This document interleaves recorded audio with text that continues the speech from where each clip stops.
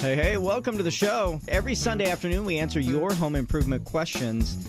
My name is Jared Mellick. Sitting next to me is my father, Ken. Hey, everyone. Surprise, surprise. This show is all about your questions, so we're looking forward to your calls. Where are you? You're in the house. The show's called In the House, all about home improvement and construction. If you have a project that you're working on and you want to know how to get to the next step, or if there's something in the house that you need to fix, you want to know how to get started with it, well, this is the place to be, whether it's a structural question, electrical, plumbing, anything having to do with home improvement. We will take those calls. Again, the number is 407-297-9696 or toll-free 855-297-9696. My name is Jared Mellick, and normally sitting next to me is my father, Ken. He actually had a flat tire on the way over, so he may make it, may not. But either way, I'll be able to answer those home improvement questions. Ken and I own a business. It's called Universal Roof and Contracting. We are both roofing and building contractors as well as residential contractors. And throughout the week, we help people with all kinds of home improvement needs, from additions, remodeling, kitchens, bathrooms, windows, siding, roofing. That's the type of work that we do on a weekly basis, and helping you at your house. And then every weekend we come in and answer your home improvement questions. We've been doing this radio show thing for about 14 years now. So we would welcome any questions. You can try to stump me if you want. That's all right. I'll let you know if I don't know the answer. A lot of the stuff I do. But if you want to be part of the show, again, 407-297-9696. All right, let's go straight to the phones. Let's talk to Jonathan in Alachua. Jonathan, you're in the house. Go ahead, brother. Hi, Jared. Hey there. A friend of mine just bought a house. It's got an attached screen room. The roof leaks. Mm-hmm. The roof is made out of laminated panels. They've got they're probably polystyrene inside with an aluminum skin. Yep. The panels are about 8 to 9 feet long. Mm-hmm. They're not supported in the middle by anything. Just there's a U channel screwed to the house. Yep. And then a beam at about the 8-foot level. Okay. And I assume I need to get out on that roof to look and see what's going on. But and they're about 3 inches thick. I've heard that some people say you can't stand on them. I need to ask you one question before I can determine whether or not you can stand on them or not. How wide are the panels? Do they have a seam every 12 inches, or do they have a seam every 4 foot? 4 foot. Okay. That is what we call an elite panel. It is an insulated roof. That, in general, is walkable. The ones that have a seam every 12 inches are not, but the ones that have a seam every 4 foot are at least designed to take some weight. Now, what's you tipping the scale at there, Jonathan? Thankfully, only 135. Okay. So, yeah, you're going to be fine. I wouldn't go out there and throw a party and bring bags of cement with you, but it's all right for you to walk on it. Obviously, test in a couple areas first just to make sure that you're not going to fall through. But in general, those 4-foot wide panels are designed to be at least somewhat walkable. So it is okay. All right. So now we've got the part down, whether or not you can walk on it, now let's talk about how to fix those leaks, because I'm sure it's leaking, right? It is leaking, and it appears to be dripping, at least when you look at it from the underside, from the seams. Mm-hmm. And when I did look at it from the edge, from a ladder, and I saw 2 problems. Number one, it looks like somebody has in the past glopped up the seams with caulk. Right. And around the edges, there's some kind of a tape-looking stuff that's kind of sticking up here and there. Yep, it is a peel and stick tape that they use at the seams. These panels, the problem with them, the good thing about them, they'll never leak in the main body of the panel because it's a solid piece of aluminum. But every 4 foot there's a seam, and then where it transitions to the house there's a seam, and then where it transitions to the outer edge, typically where there's a gutter, there's a seam there. So all of those areas are really designed to leak. They basically, the panels kind of slide together, and then they'll either caulk that seam or they'll put a tape over that seam. And the problem is that when you rely on caulking or that tape to keep water out, that will separate over time, and then water will come in. So most of them leak. I mean, I'm out to houses all the time, and I would say that probably 95% of them leak, and the other 5% just haven't leaked yet. So there's only one solution that I've ever found to fix it, but it fixes it every single time. There's a roofing material that we use. It's called HydroStop, HYDRO-STOP, HydroStop.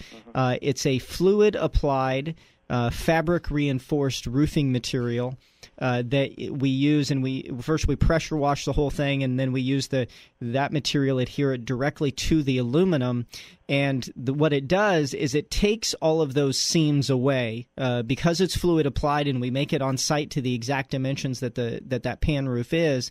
When it's finished, there are no seams, so therefore the water can't actually get to the seam and leak inside. Anything short of that, I've never seen work permanently. So no matter how many times you go up there and caulk it, no matter how many times you go up there and seal it, no matter how many times you go up there and put asphalt on it or tar on it or whatever or even just the coatings that you buy at the home improvement store, I've never seen them work permanently. And so the good thing is that there's a solution. The bad thing is I don't know that it's necessarily a do-it-yourself project. We had to send all of our guys to North Carolina to get trained in the stuff. Wow. It's not anything that you can just buy as a consumer. You can't go to the big box store and buy it.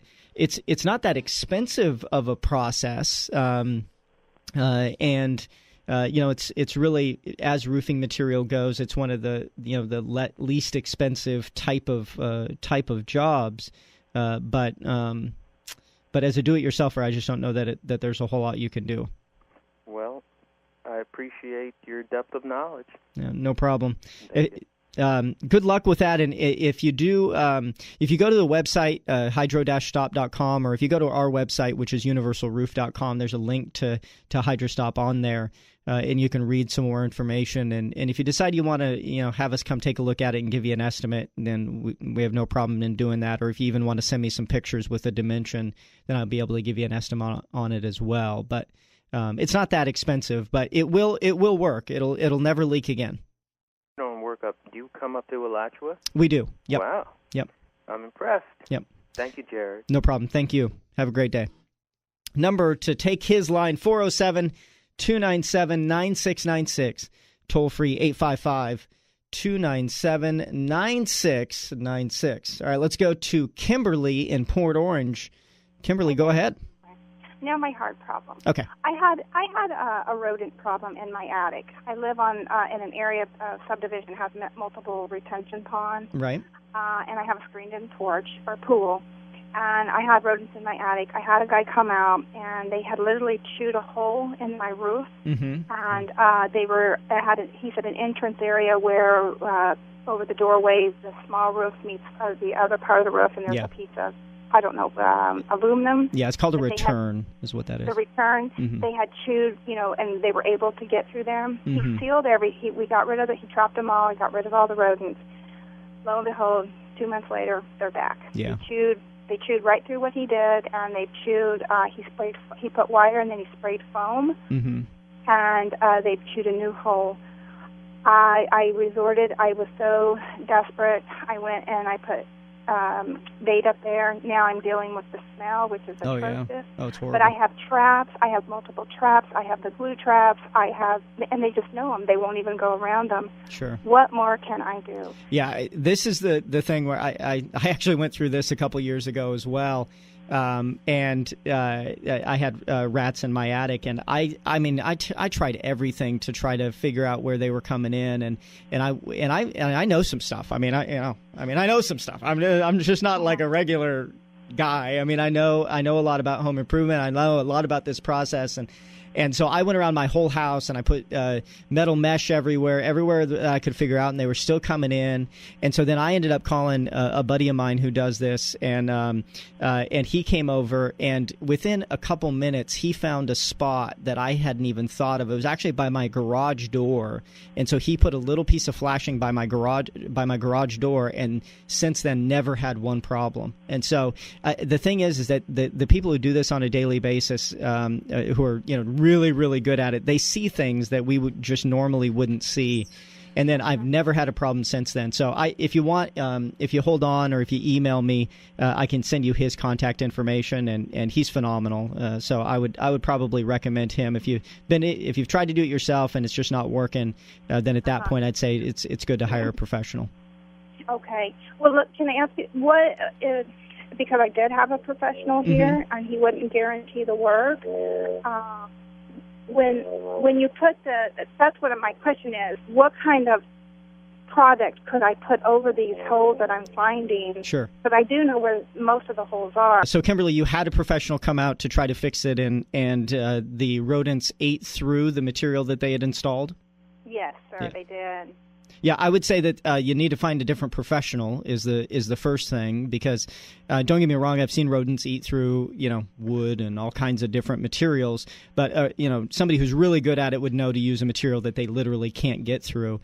And if you go to the home improvement stores, you can get there's different qualities of the fabric mesh or metal mesh, chicken wire type stuff that they use, and you want to use one that's a heavier gauge so that way they can't actually get through it. And then the area at my home where I had a problem, they actually took just a piece of flashing, just like a piece of metal basically, and bent it to the right shape. It was a solid piece of aluminum that they bent to the right shape to fit into the area to be able to make it so the rodents didn't get through. So okay, all right. So I can just go to one of the home improvement stores and get like steel wool or. Yeah, it's not steel wool. Some call it critter guard, but it's actually a rolled, almost like chicken wire, except it's either aluminum or galvanized steel, and it comes in rolls. But yeah, you can get it at the home improvement store. Okay, thank you so much. I appreciate it. Thanks, Kimberly. We appreciate your call. Let's talk to Dave in Winter Springs. Dave, you're in the house. Go ahead, brother. Okay, thank you. I've got a 1,850 square foot home over in Winter Springs, and had a couple of roofing nails back out through the shingles and caused a little small leak, and I patched that kind of stuff up. But the shingles are definitely past their prime, lost a lot of the little mineral, and I'd like to get some information about how that roof replacement job would be priced, and what are some possible scenarios or other issues that might come up that I guess would require additional cost, once the roof is stripped off. So sure. Any information along those lines would help out. Yeah, I'll tell you about a number of things. I mean, we're a local company that does, a home improvement company. We do roofing as well, and so I'm actually very familiar with this process. So a couple of things. One is there's a section on our website, which is universalroof.com, and there's, if you search up at the top, roof replacement, there's a blog that we did that actually goes through the entire process of what you should look for when replacing a roof. A lot of great questions that you may not even think about asking that you should. So that's the first thing. That way, after you get off the air, then you can look at that. But let me tell you about a number of things that you should look for. The thing is that buying a roof is an important process because, first of all, you don't buy one every day, thankfully, right? Because they're expensive, and so you typically buy one every 20, 25 years, and so it's not something that you would normally think of. And so there's the quality of the material is incredibly important. The quality of the installer that you have is incredibly important, and making sure that they do a lot of things correctly. So there also within that section is how to choose a contractor. It gives you some specific questions that you should ask, us or any other roofing contractor that you have to come out to take a look at it. One of the things that you had raised as a potential problem is something that is really common, which is what happens if when you tear the roof off, you find some sort of problem underneath of it. The only thing that we typically don't know in advance is whether or not you have any rotted or broken or deteriorated decking. So one of the things that is important is that whatever contractor you choose, make sure that they have a set price for wood replacement, either by the square foot or by the board. Some contractors will do a time and materials rate for wood replacement. So they'll say, okay, it's so much for material and then so much an hour for the guys, or so much. And the problem with that is that's kind of ambiguous. I'd much rather, I think it's a better way to do it is to have a set square footage price, so that way anybody can measure it. And if it's 32 square feet, then it's 32 square feet. If it's 100 square feet, it's 100 square feet. And then you just price it accordingly. But that's the only thing that you don't really know until you get into it, is the extent of the damage underneath of it. Even if you get in the attic and take a look at it, it's still hard to tell, because there's times where it looks fine from underneath, but then when you actually tear the roof off, there's some rot there. So that is one of the things to be cautious of, is making sure that it's very set in advance. Okay, what happens if there is some sort of hidden damage? Okay. So one of the other things is that is looking at good quality materials. And of course, when you're getting an estimate from contractors, most people get 3 estimates, and so you get to compare the different materials that everybody is recommending. If it's asphalt shingles, my personal preference is a company called Certainteed. I think that they make the best shingles on the market right now. That's who I would personally use, but there's major manufacturers, so as long as you use one of the major manufacturers, you should be okay. There's also different warranties that the manufacturers have. I do recommend architectural shingles, not the flat old 3-tab shingles. The architectural are much better. They look better. They're thicker. They last longer. They're heavier, and so those are typically what I'm gonna recommend. Yeah, that's what the home has now, is the nice architectural shingles. Good. Well, there's different styles of architectural, and so most of the time when you're getting estimates, most contractors are going to give multiple options. Architectural is a term that we use that kind of there's really different styles of architectural. There's actually 5 or 6 different styles of architectural shingles. So most common is what's called a laminated architectural. So that's what you're going to find most of the time. But we'd be honored to give you an estimate on it, and if you want to call our office, it's 407-295-7403. Again, 407-295-7403. Sure, I'll do that. One other question. Sure. about the color of the shingles on the new roof. Mm-hmm. Does that make a big difference in the temperature inside the home or attic? It can. With a lighter color. Yeah, it can. The difference between you're going to have the light ones, you're going to have a medium one, and then you're going to have a dark one. So the difference between the light and the dark, then yes, there is some significant temperature differences. The problem with the light ones, though, is that understand that a roof serves multiple purposes. One of those is to keep the water out. Another one of those is, if it's light, it's going to reflect some of the sun. But another one of the purposes of a roof is aesthetic. It's designed to be, most houses, it's 50 to 60% of the look of the front of the house. And the problem with most of the light ones is that they're just not that pretty. Some manufacturers will make reflective roofing material or reflective shingles that aren't necessarily the light color. They actually use ceramic granules, so you're able to get a medium to dark color and still have it reflect more of the sun. And so we are using a lot more of those over the last number of years. So it's not just the color that makes a difference. It's the type of granule and the type of shingle that it is. So lighter isn't necessarily cooler with some of them. And just because even when you go from the lightest to the darkest, the temperature difference is in the single digit percentage differences. It's not like it's the difference between 150 and 75. You know what I mean? It's not like it's half the temperature. The more important thing is the ventilation system. What actually allows the hot air out of the attic space, and I see that probably 70 to 80% of the houses that we go out to are under-ventilated, and most contractors don't understand the process of ventilation. They think that more is better. In fact, I actually had an engineer this week send me an email. He wanted to write the specs for his own roof, and he wrote the specs for the roof. And he's an engineer. I mean, this is what he does, and he had the same theory that more ventilation is better. And he had actually spec'd two different types of ventilation that actually work against each other.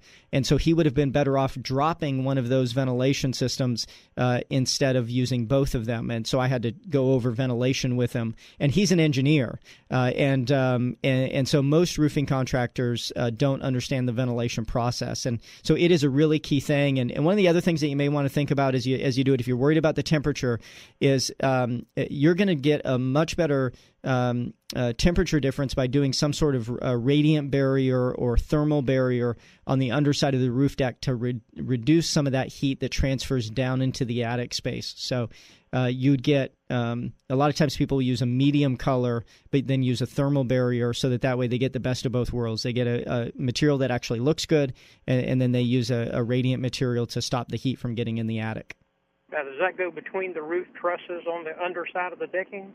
There's a lot of different ways to do it. And so I could do a whole show basically on different insulation and radiant materials. And so I don't know which one makes the most amount of sense for you, but a couple different styles that we see. There's a rollout radiant barrier that, yes, typically is nailed or stapled between the trusses.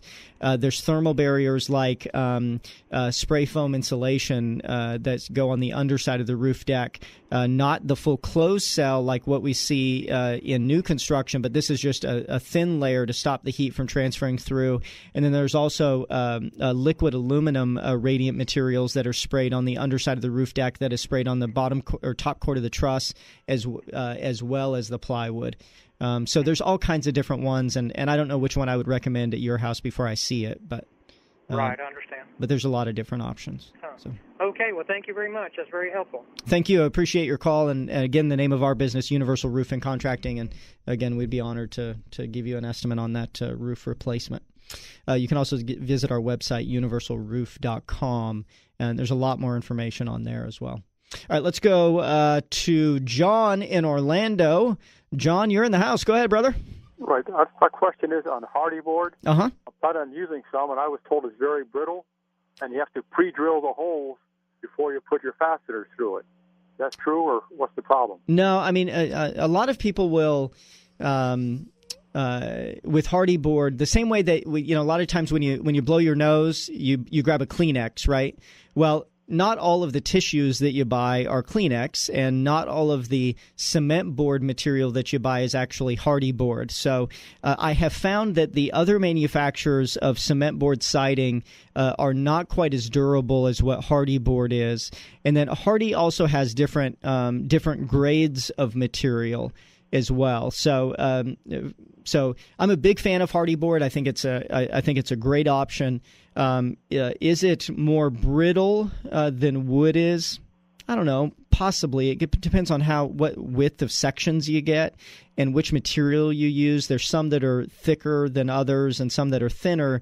The thinner panels, yes, are more brittle than the equal thickness of wood, but it's a lot more durable than what wood is. It's not going to rot the way that wood will. So the only time that the brittleness of it is even really a factor is if during transport of it, if it's that if it's not supported correctly, then you can have some cracking to it.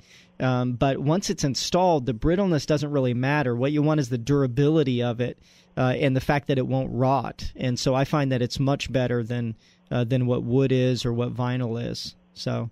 And then in regards to pre-drilling the holes, when you get close to the edge, then yes, it's a good idea to pre-drill those. But if you're talking about just in the field, then no, typically you're going to find that we're not pre-drilling those.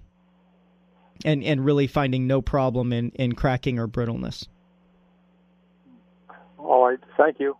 Thanks, we appreciate your call. Are you thinking about replacing some siding on your house, and is that... Yes, the eaves.